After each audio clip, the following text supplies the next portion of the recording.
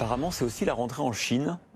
C'est la rentrée partout. Vous avez ouvert le cartable et les trousses des écoliers chinois et vous avez trouvé quelque chose de pas très ragoûtant.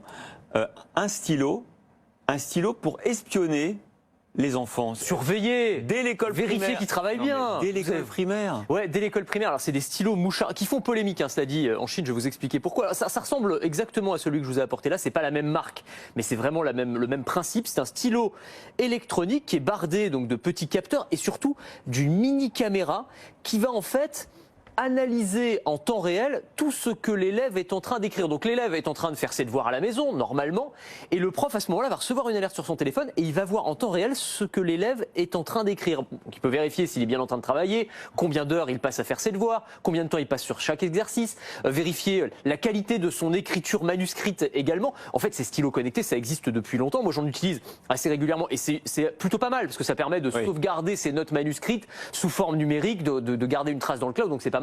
Sauf que là, évidemment, c'est dévoyé à des fins de surveillance qui sont d'ailleurs complètement assumées par les autorités chinoises. L'éducation nationale là-bas dit les enseignants doivent encourager l'utilisation scientifique d'outils informatiques pour l'analyse et le diagnostic des devoirs. Ah oui. Mais quand même, selon la presse chinoise, et y compris d'ailleurs des quotidiens, j'allais dire officiels du Parti communiste chinois, eh bien commence à se demander si la surveillance ne commence pas à aller trop loin. C'est vrai qu'en Chine, la surveillance des individus, mais donc aussi des élèves, est une pratique très très répandue. C'est presque un sport national en fait, et ça ne s'arrête pas au stylo, il y a vraiment plein d'illustrations, et notamment un objet connecté, un objet tech qui s'est beaucoup vendu ces derniers mois, c'est une lampe de bureau qui permet de surveiller, là encore, si les élèves sont en train de bien travailler. C'est-à-dire que cette lampe, elle est équipée de 2 caméras, une caméra frontale qui vérifie s'il est bien à son bureau en train de travailler, et l'autre qui est en surplomb et qui va analyser en temps réel ce qui est en train d'être écrit et envoyer cette image aux parents qui peuvent être à l'extérieur et donc qui peuvent vérifier ce qui est en train de se passer.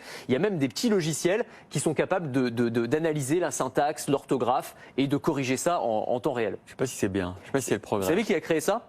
C'est ByteDance, la maison mère de TikTok. Donc voilà, ils font à la fois le réseau social qui distrait le plus les enfants et puis la lampe qui permet de les fliquer. Voilà.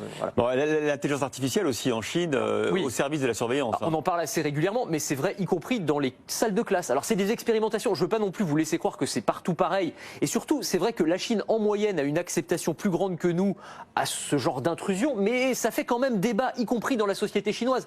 Là, par exemple, ces caméras intelligentes qui sont installées dans la classe et qui vont analyser le niveau d'attention des élèves. Est-ce qu'ils sont bien concentrés? Est-ce qu'ils commencent à piquer du nez? Est-ce qu'ils sourient? Est-ce qu'ils ont l'air contents? Et toutes ces informations-là eh bien, sont envoyées... Ils font semblant de sourire. Ouais, c'est ce qu'ils font semblant de sourire. Et en fait, il y a un grand tableau dans la classe avec le niveau d'attention des différents élèves. Donc voilà, ça permet de les noter. Ça permet aussi d'ailleurs de noter les professeurs. Parce que s'ils n'arrivent pas à tenir leur classe, ça se voit aussi via l'intelligence artificielle. Le petit avantage... Ça fait beaucoup de pression globalement pour tout le monde. Ça met